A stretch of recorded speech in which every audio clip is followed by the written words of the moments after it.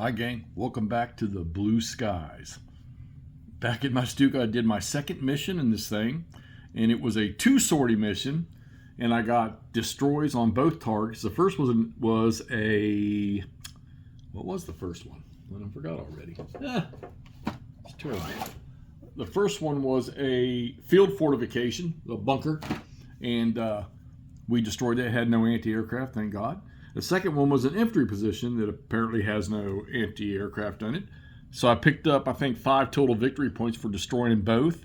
I carried the standard loadout of one 250-pound bomb under the fuselage, or 250 kilogram bomb, and then 4 50s, 2 under each wing, and I flew back with 2 50s. Now, so that was successful. So I've had 3 missions. I wasn't playing the campaign, but I was kind of looking at it as I was progressing, kind of like him, progressing. But there's so much more to this game than just that. Now, you can take this thing, you can set it up, just pick a mission and go after it. It gives you everything you need to know about the mission you're flying. Just pick any one of the different theaters and different times.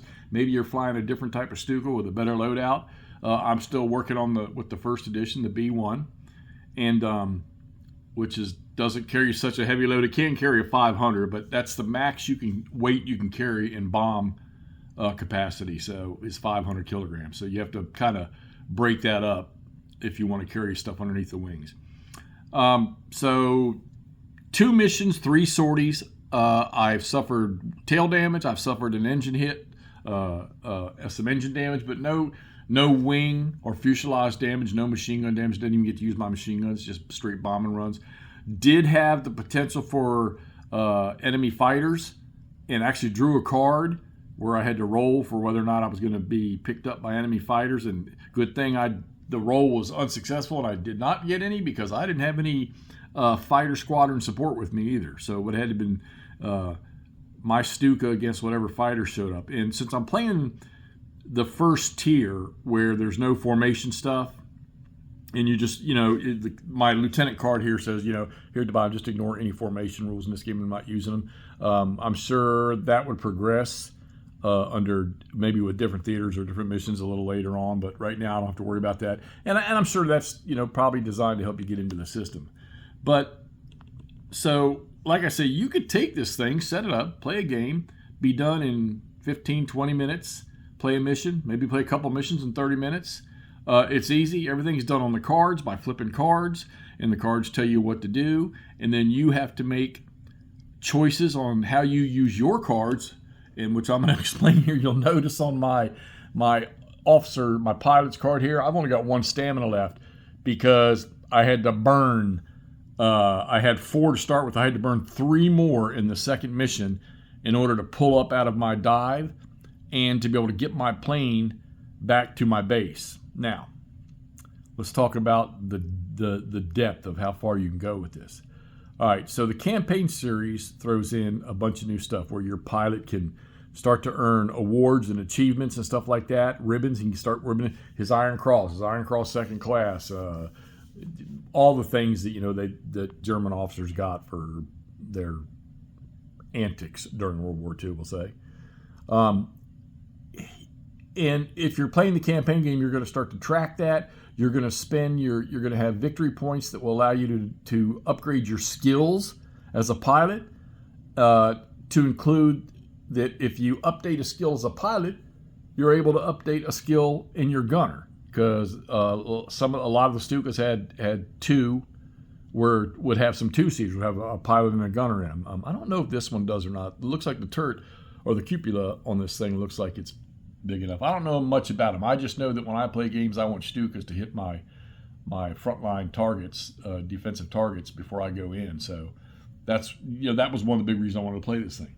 But yeah, when you go to the campaign game, you start tracking and stuff. And then I mentioned in my first video, my first mission, about how some of the computer games play at prestige points. Well, guess what? This game has prestige points too, and you earn things with those prestige points. You can spend those on things. Massive amount of different types of objectives. That stack of cards right there. All right, there's all kinds, and they're all different. Some of them look similar, but they're not. They're all different.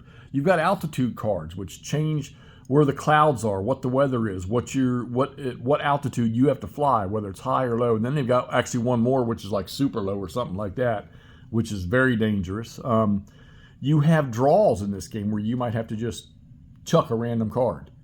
I got to do a little more reading on that because it just says random card, and I'm assuming it applies to, like, if it's an altitude thing. It tells you to do something about your altitude, and then it says check and then discard a random card. I'm assuming that's one of the altitude cards. I need to have that verified. I'm sure one of the guys will answer that question for me. But you've also got option rules like, so we play the game now in the basic rule. We take off, we approach the target, we get to the target and run our mission, and then we return to base. Well, apparently the survival rate of Stukas when it came to landing and taking off was very, very high, unless the pilot was wounded or something like that. So if you're just playing a base rule of this game, not using any option rules, you're going to land and you're going to get, everything's going to be refitted, your bombs will be replaced, your aircraft will be repaired, and you're back up in the sky again. But they have optional rules where you can, under the refueling, where you got to roll for landing, which I actually did in this one here, and that's why I had to burn some of my stamina to get more points to draw a random card out of the action card deck here in order to get more points, which you see I used up. These three cards here were from using stamina. Okay, so now I'm down to 1 stamina. So if I'm in a campaign or I'm getting ready to run the next mission, or maybe it's the second sortie of a mission, I've only got 1 stamina left. So if I need to pull a rabbit out of the hat by drawing another card by burning stamina, I've only got 1 more left. Okay, so in my second mission here, I also had an altitude change where the card told me that it had a high cloud, excuse me, high dense clouds. I had to drop to a low altitude. So you see I moved down here, and now I've got -1 to dive, -2 to gun dive. And, there's different things that happen to you. So, and all these cards have different things on them that you have to execute depending on, how it's drawn or when it's drawn. So, in just playing a mission, I'm not really upgrading my pilot. You got to get into the campaign to do that. But there's quite a few, I don't say there's a ton of pages. There's a couple of pages on, what you can do with your pilot, what you do with your gunner, and then your aircraft and stuff like that. So there's a lot of depth to this game, and none of it is over inundated with difficult rules or just, rewriting or duplicates of all the same rules over and over and over again. And nothing is actually the same in each little different rule. I mean, one rule doesn't resemble another set of rules. Everything is like so different. So there's so many things that can happen in this game. There's so many things you can do to this game. I doubt I will get to play in a campaign game in this. A lot of other things to do. But I can't wait till some people have this and they start playing a campaign, because I want to see what kind of... I want to see how they progress, maybe through different types of aircraft, and I want to see what their pilot achievements and their pilot awards, what they get. So if you get out there and you're playing a campaign game, hey, post some pictures and a little write-up in one of the many pages or chats that we have on the Stuka game, and post some comments in mine if you want. But I'd love to hear what everybody's going to think about this game. I don't know who has it yet. I know they're on their way.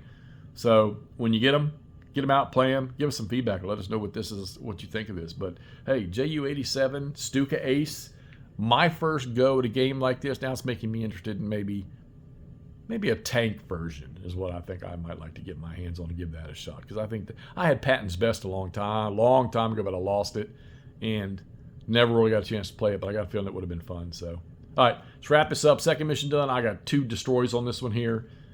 Get your rules. You can get online, I think, and if you don't have the game yet, look at the rules and start getting an understanding of because I think the campaign system is really where this thing's going to shine to progress your pilot through. It's like playing a computer RPG or an MMO, whatever, and you start to build up gear and start to build up skills and stuff like that. Just one on a table. And like I said, I'm playing it on my coffee table, guys.